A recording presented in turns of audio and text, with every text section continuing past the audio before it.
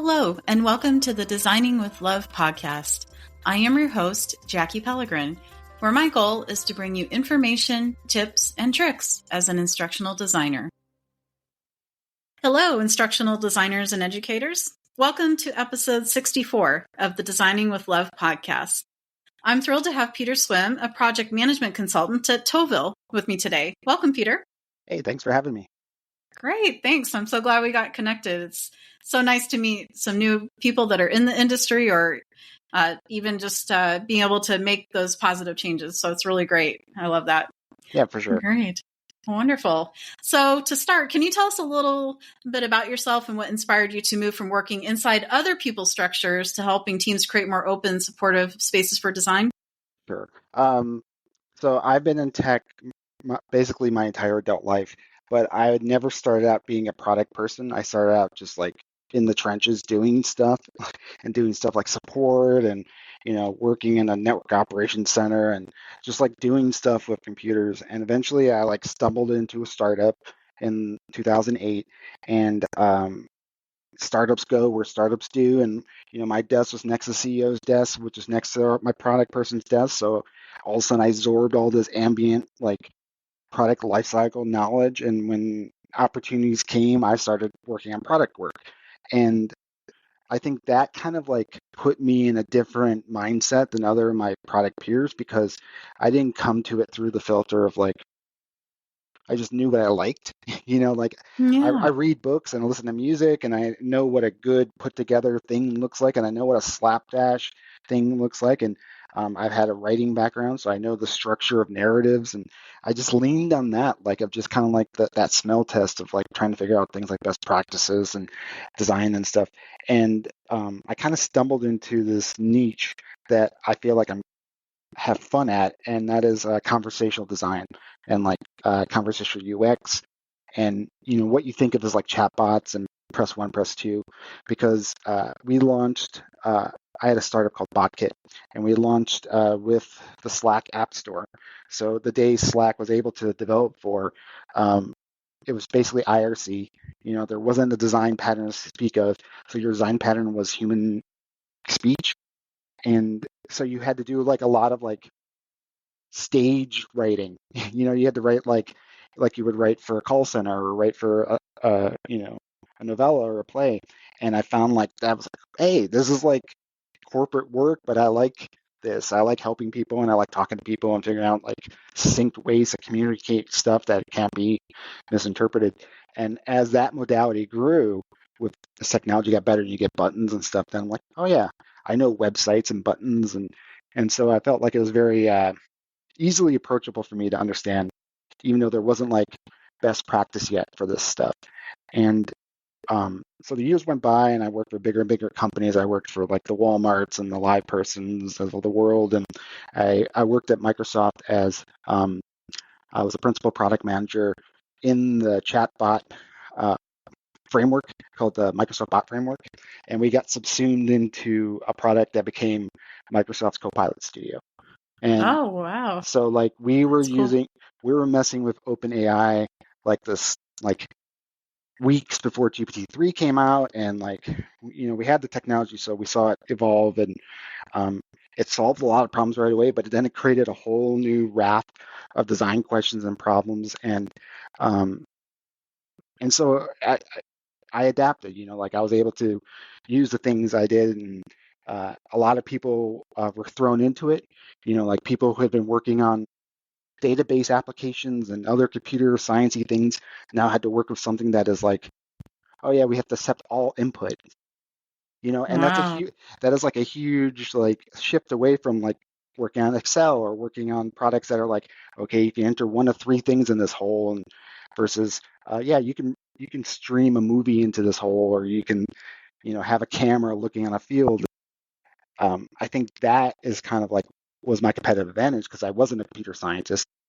I can't program without access to Stack Overflow and Googling and all that stuff, but I can like imagine a better world for me and my friends. And I could talk to people and hear their problems and stuff. And I think that mindset really helps me talk to customers and clients about like, I've talked to people out of using ChatGPT almost as much as I talked them into using things like that or the bot framework because like it just doesn't fit what they're trying to do. And it's like a shotgun when a pistol will do, and whatever metaphor you want to use.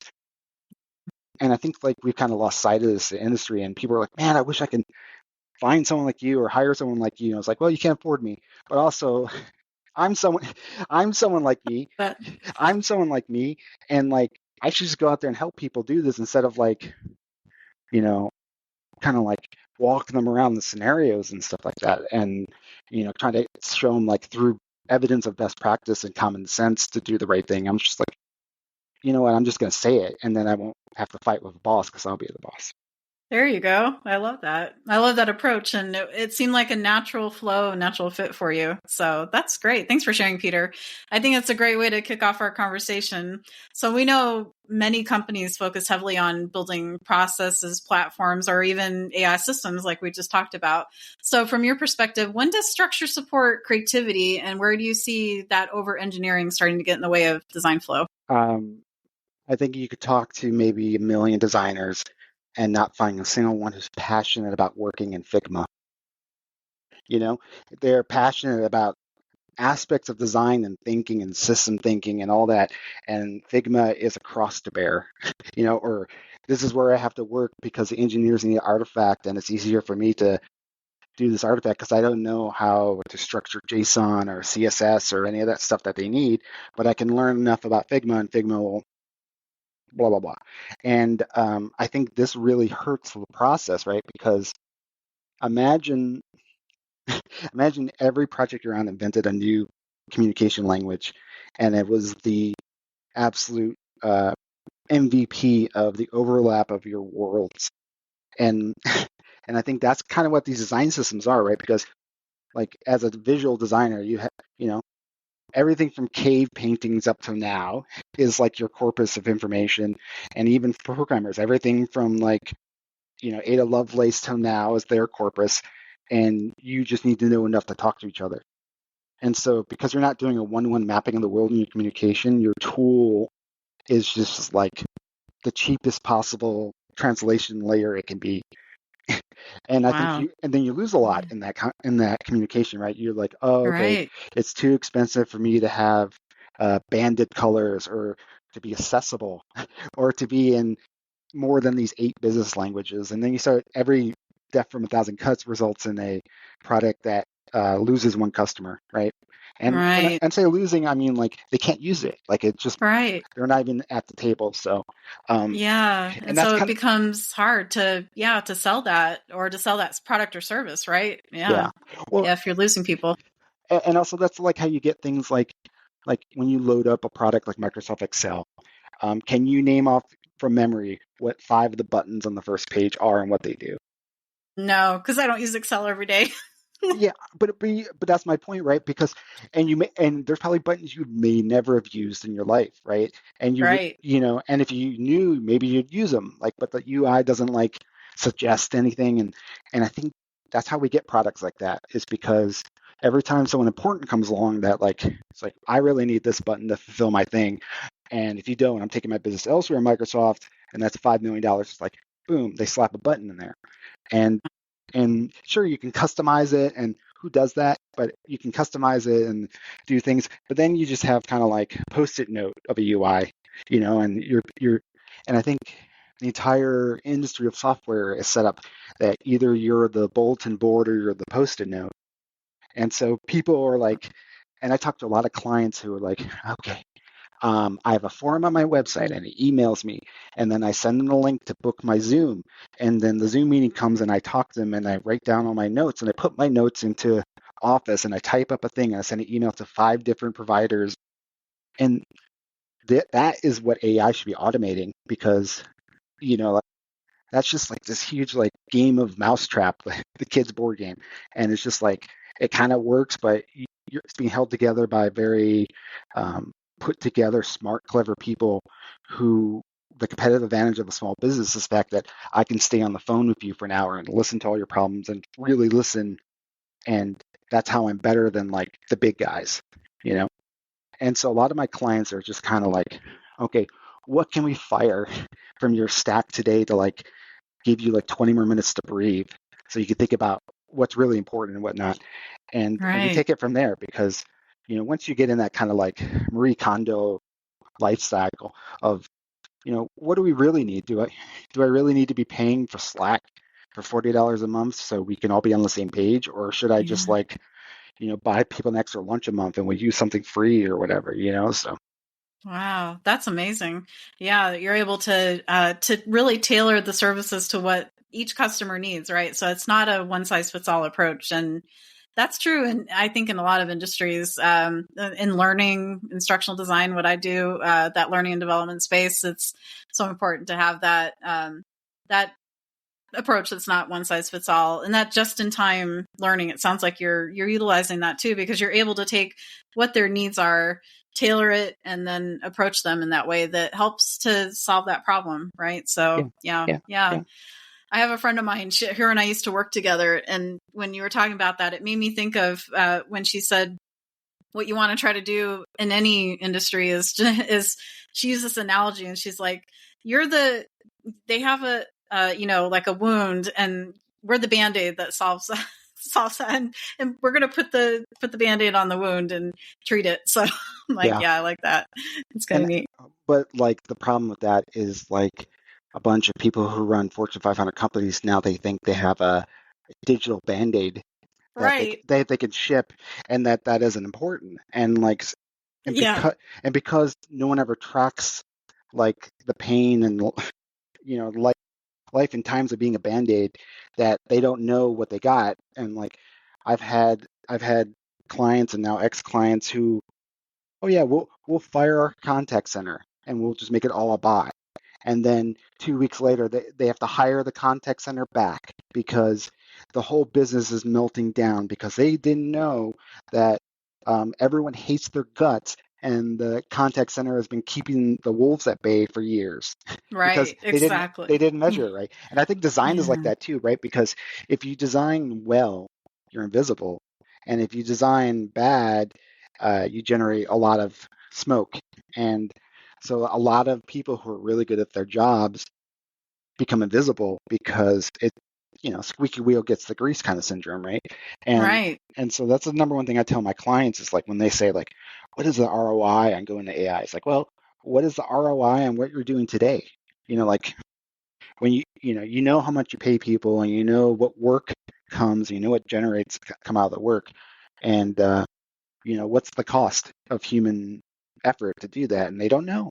No one knows. And I think it's like, well, you can't really like make personnel decisions unless you know what your personnel are doing. And then we get into this thing of like, well, the easiest way to make personnel decisions is complete and total surveillance. And so we have to find some sort of like new social contract, I think, between labor and outcomes and time and all that stuff.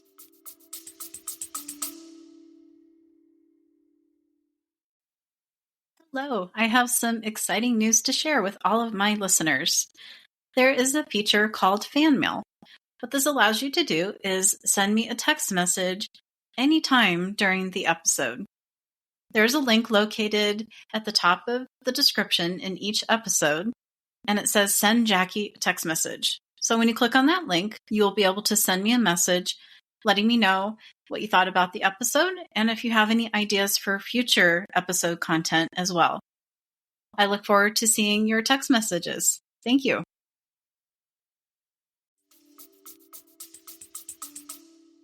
Wow, that's true. AI is really helping to it's reshaping, right, how we approach different things like that, Yeah. like ROI and performance, Mm. right, and performance assessments, things like that. Wow, that's really interesting. So for smaller teams, especially, what simple strategies have you seen that keep just enough of that structure in place while still leaving room for creative flow that's needed? Yeah. Well, one, I try to get clients and people to think about like stop thinking in terms of dollars per hour or dollars per project even, and just be like, what would your ideal day look like to work, right?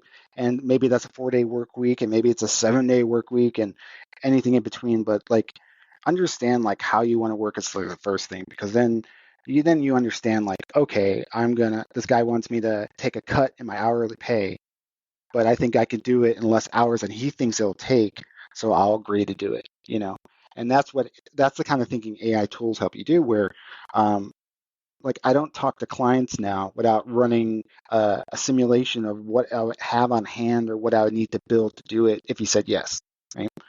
And so, and because all my tools are in like super fast AI databases that run only on my computer and I don't have to pay for, it's cheap and fast. Like, and so I can write an email back to a person in 20, 30 minutes that has a elevator pitch of the thing to see if they're interested, and then we could talk more and get better definition.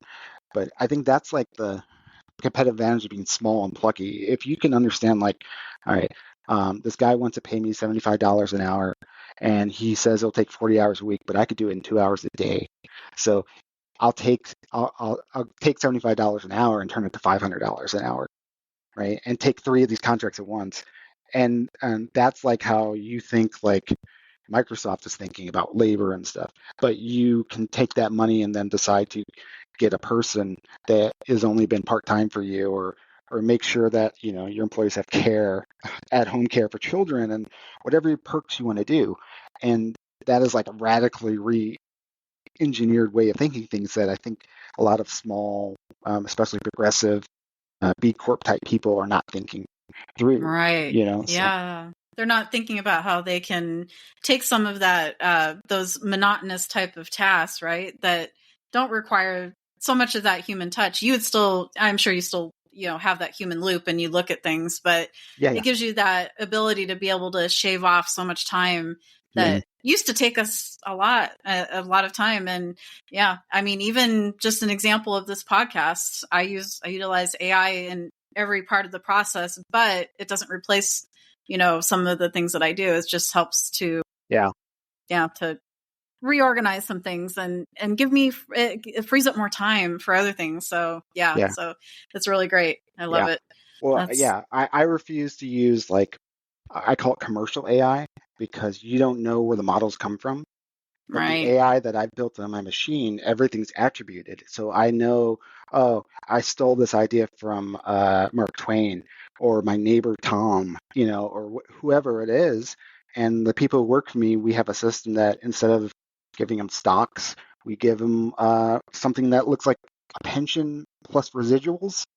And because of the contract they have with us, they can say things like, you must never use this for military applications, or whatever. And so we can just define a contract for every single person, every single interaction, because AI is like able to kind of like read it and understand it and mark it. And so like if I have a contract with you and you give me a bunch of like things we can't do, you know, and I think that's arbitration between everyone that should happen all the time. Like you should say like, I do not want to use AI on this product. It's no problem. Like, because all my tooling is AI last. So I take the AI and it only kicks in when things are not in place as a process. So in front of it is a program, and the program is just a chatbot or something that lives in my artifacts. So, and because of this, I can do things like fire Figma, because I find out my designer loves working in Infinity and is super fast in Infinity. And I found out that I love looking in Notion. So I'll type something in Notion and the machine will turn it into an Affinity template with like the colors and the palettes. And my artist will fill it in with their designs, and then we'll bring it back and send it to the code. And the code will go to my developer in the format that he needs to start developing. Wow. And like, That's so awesome. like, so now we don't have a third product. We don't have to rent a hotel at the Radisson to have a meeting over everything. We can do it all on our own little private Idahos, and and then Right. and then and then we come, and when we look at the product, it's in situ. It's in the application or the website.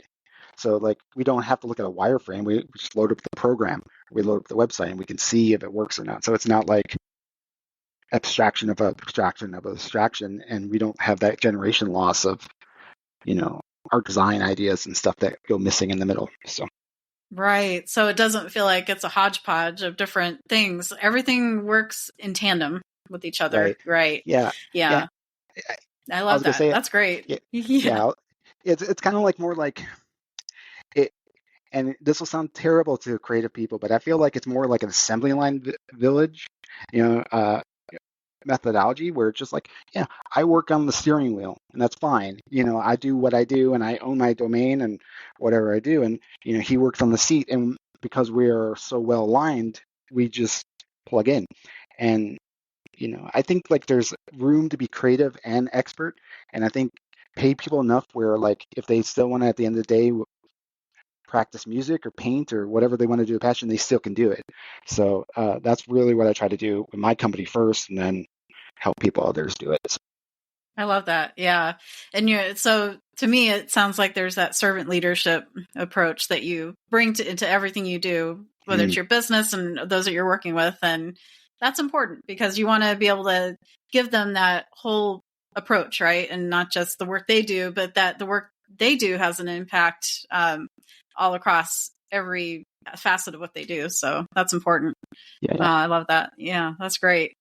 Yeah, that's definitely excellent advice for that. So let's kind of shift over to new designers, maybe who are just starting out, because it's tough to be in this and be doing it new. So for designers who are early in their careers, how can they tell the difference between structure that helps them grow and structure that starts to limit their creativity? I think structure is either part of the solution set or part of the problem set, right? And Right. when it's part of the solution set, structure can like make things easier, and you just like AP style guide, right? I think is a thing where structure helps the writing process, but doesn't make you a writer. But then also like uh, the early reader books from Dr. Seuss can only use 30 words, so that limits the process. And maybe it's a creative challenge for you, and you can attack that. And I think really good designers are people who listen and understand the limitations of the scope. And the scope could be like, you know, uh, we have to do a website, or we have to do a movie, or my boss is mean and he refuses to have anything that has like, quotes around air quotes around stuff. And these are all like the what makes up like how your work is evaluated. And so it's really hard for a junior, I think, especially to like have the confidence, engage in that system and not be changed by it. So the challenge, I guess, is like find your people and like find processes that work and don't internalize things that don't work and look at them as challenges that, you have to do to ship it. And also know your limits of like how much guff you'll take, and then before you know it, you'll be a senior, right? And I think that's the difference between junior and senior is one, the executive function of figuring out how to start and do stuff because you know it works, but also like the eye of a designer to know what you want to do, and also the patience of suffering fools and like treating it as a challenge versus a insurmountable blocker, and knowing when to tell people to take a hike. Right, Yeah, exactly. yeah, Yeah, and not be scared to do that. Yeah, yeah, that's so true. Yeah, because and I'm sure this is true in your company too, where you have those, like you said, the experts, we call them subject matter experts in my field, and I'm sure that's kind of how they are too, where they have a certain uh they have that expertise. And I always want to be a novice when it comes to what they know because I don't want to stop asking questions, right? I think it's so important. So, do you find that with your designers that you want them to, even if they get to that point, like you said, when they're a senior designer, you don't want them to stop asking the right questions or those deep questions, right? You want them to still yeah, get that information out of the client and understand what it is they're really looking for and what they yeah, need. yeah. Like, and I think that just comes from experience. Is the line between being crisp and being like very definitive about what you want and letting someone cook, Right. and it's just like, okay, this area that we're working on, there's things that have to happen, and they could be defined by the law or our policies or any number of reasons, accessibility. And then over here is the technical things that block us. And then in this little narrow area here, you can decide if the bevels are rounded or squared. Oh, okay.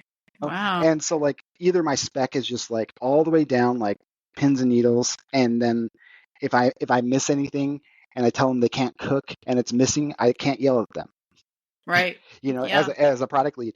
But like, if you're like, hey, you forgot to mention about the bevels. Do you want rounded or squared? I appreciate that in my company, and we do it in situ, and we're able to do it flexibly enough where it doesn't have to have a meeting about it or whatever. Yeah. And I think that's where things get really bogged down, is when you start like spending more time with process mapping and project planning than you do in working. So Right. That's true.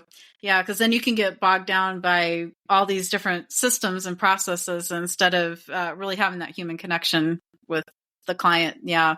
That's true. That can happen really, really fast. And then before you know it, you're like, oh, I'm not really getting to the heart of what they need, what they yeah. want. Well, Yeah. and I think a lot of times when people say, "Oh, I have the client from hell," and they're constantly flipping on me, I think it's just because I take it as like I didn't do enough to be crisp.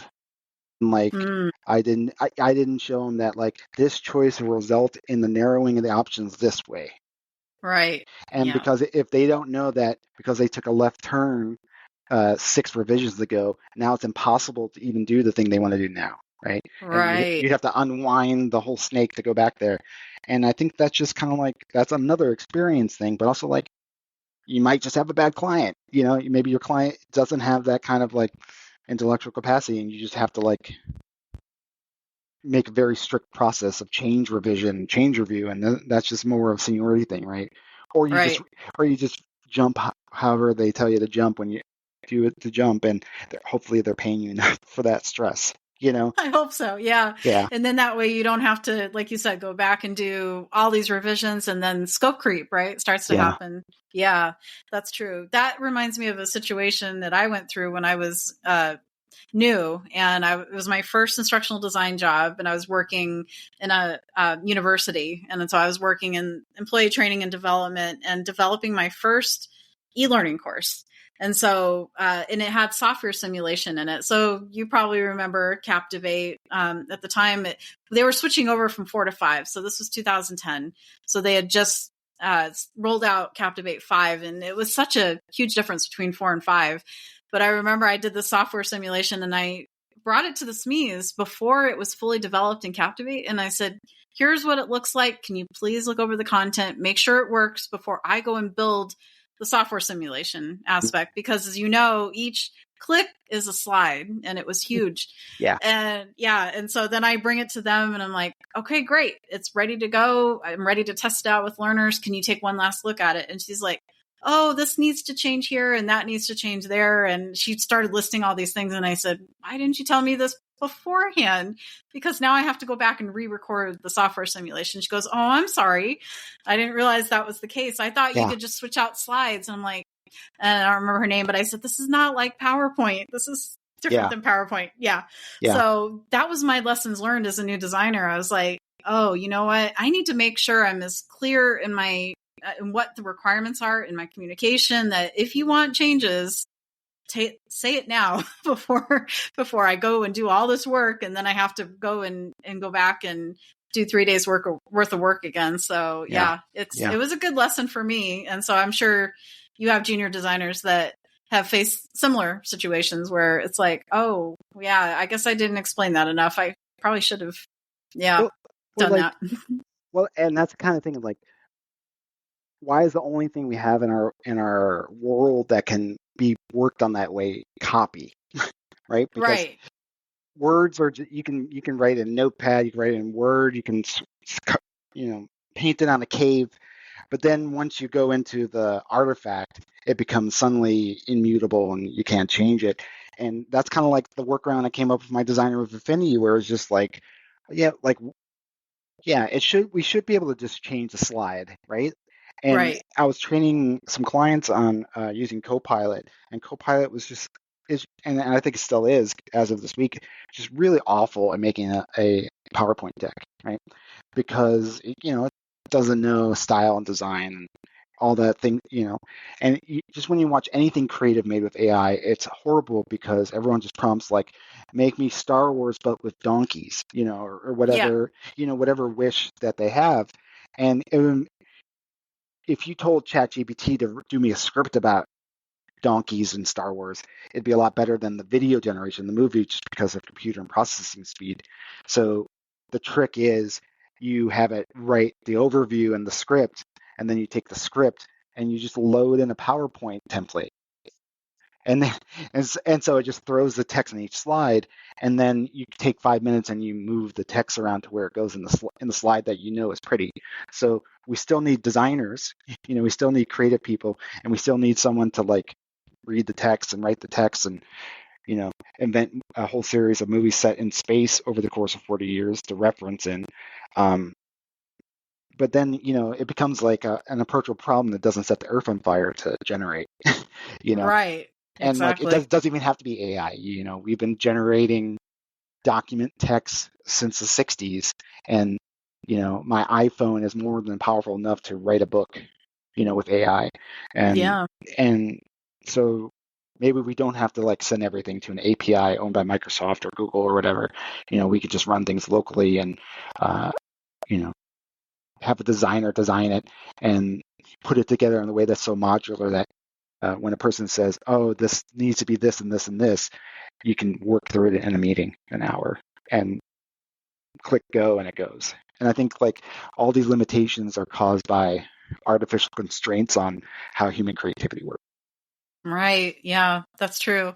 Yeah, I've even seen, we know AI hallucinates and things like that. And yeah, I definitely have to double check anything I put in there because, that I'm like, oh, it got this mixed up. And what it did one time, it was the funniest thing. It got two different instructional design models mixed up. It got Merrill's first principles of instructions and Mayer's 12 principles. So I'm like, okay, well, I can see why it would kind of mix them up because Merrill's are, kind of similar. And one is 5 and one is 12. So they both have numbers. But yeah, it started mixing up the two, and it started taking Mayer's 12 principles and started interweaving them into Merrill's first principles. And I'm like, oh, well, and that's why, that human eye is so important, because if I hadn't seen that and then I would have presented that to my students, they would have been like, do you know what you're doing? You used AI, didn't you?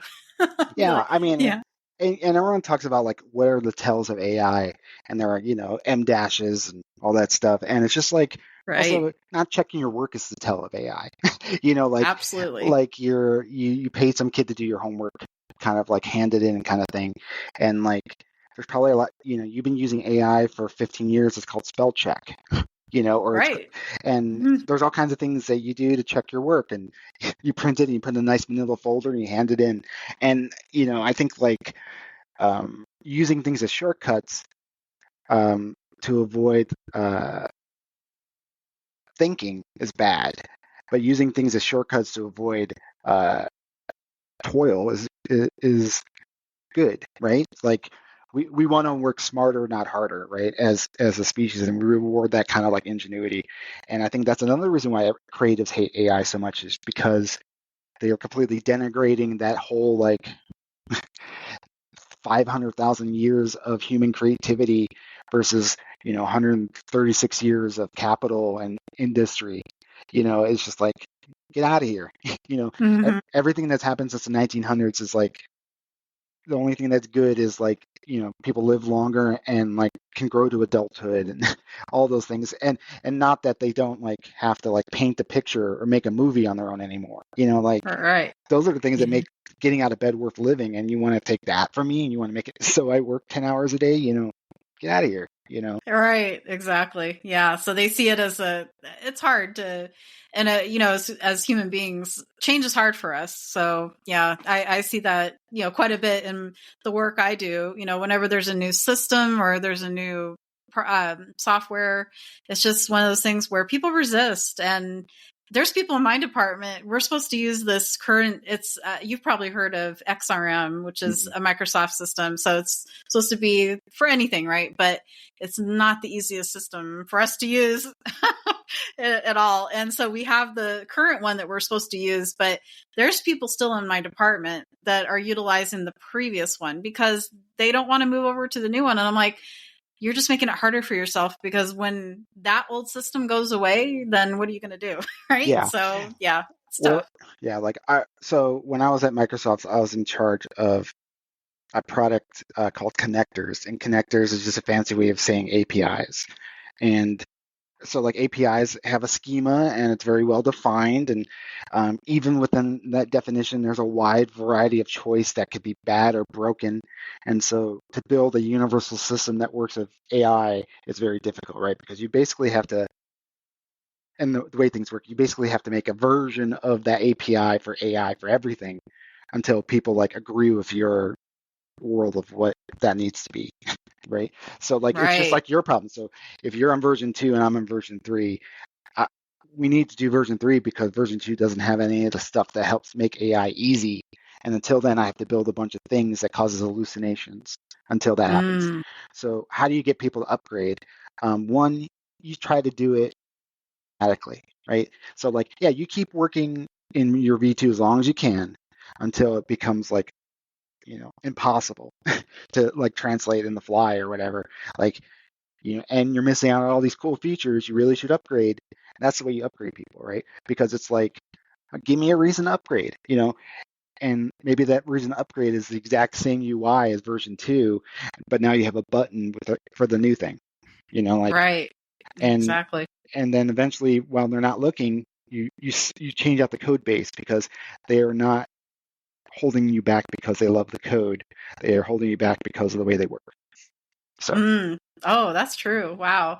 And it's funny because we recently did some things with our XRM system because we use it for programming course development at the university. So we recently reorganized the tabs within those areas to make it work better for us, make it more efficient. So I'm glad we can customize it because if we didn't have that opportunity to customize, I don't know what we would do.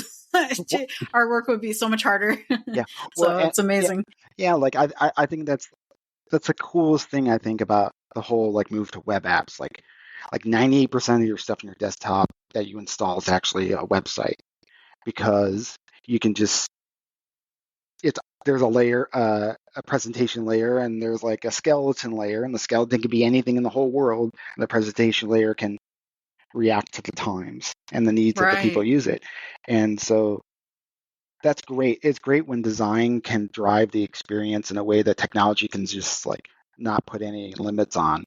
And if you Right. have, and if you're ever a designer, I always try to like be in organizations where like the engineer's never forced to hold his nose to do something, and the designer's not never forced to hold their nose to do something. And I'm not just like they're so afraid to challenge me that if I have a dumb idea, they're like they don't gently suggest or push back or whatever our relationship is on the way forward. Like because I don't want to like paint myself in a corner just because I don't know. I didn't catch the the accidental Renoir reference I made, or like I'm reinventing something that I unconsciously saw in another product. Uh, I think that's how bad things ship, right? Is Yeah. because people are trying to like make someone happy who's mad, Mm, yeah. and then and we don't like. I had a manager once who was like, don't don't come up to me with any problems unless you also come up to me with the solution. And I was just like, that's not how the history of society has ever worked. You can't just say like, well, no one has a cure for cancer, so don't talk to me about people who have cancer. It's just like, but that flies in companies, and people can say things like, we have a no jerks policy. Like, and apparently being a jerk is like forming a union. Like it's Oh like, my gosh. like there's all kinds of crazy stuff in there, and it's just like, He, uh, you know, you, and I think people like, and I'm really like hopeful for like the TikTok generation and the Zoomers and stuff because they seem like very um, built in from the get-go with that kind of self-care and arbitration and that contract thing as a baseline. And so as they go in design, if they keep like you know I like trigger warnings and I like all those social contract things and pronouns because it shows that a person is self-advocating. And people who self-advocate tend to be very good designers because they are also very empathetic to like right. problems and stuff. Yeah. It's good to have that empathetic lens. Absolutely. Yeah. I love that. And the self-care is so important because in the technology sector and design, it's so easy to get burned out and feel like you're being overworked. Yeah. That's easy to have that happen. Yeah, Yeah. yeah.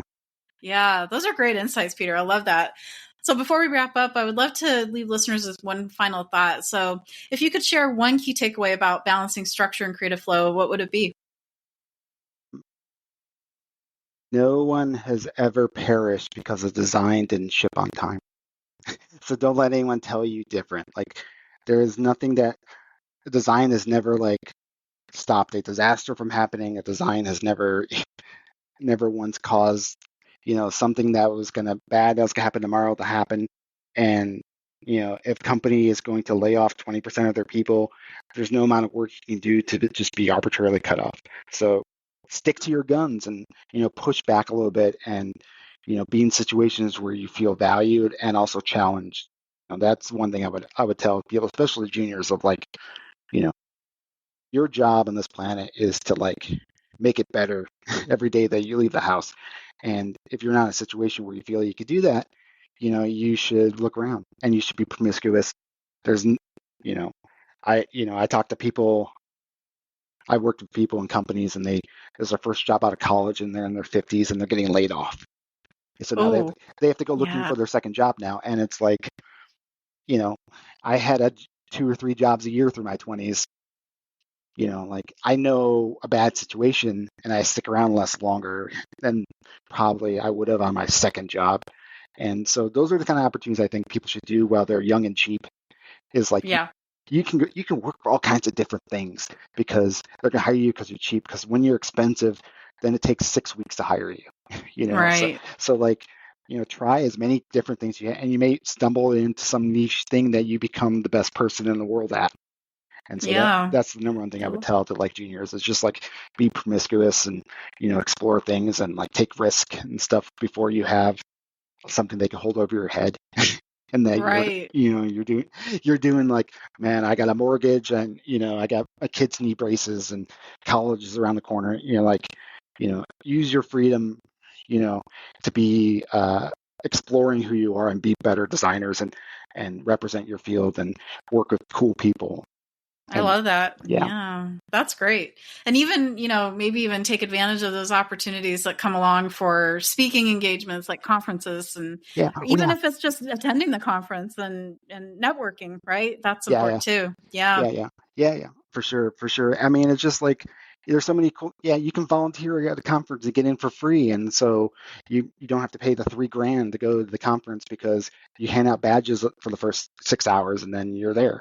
Like Right. do things like that because you're not also like doing emails and stuff. And I would I would love to have someone that told me like when I was 22 is like, don't take that internship.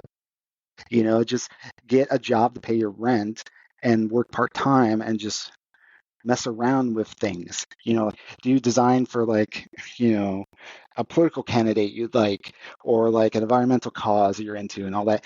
You don't have to learn from the thing that keeps you fed, you know, but unless you get hooked into the machine of like, oh, I got to travel twice a year and I got to save up for a house and all that stuff, you know, Right. you know, Yeah.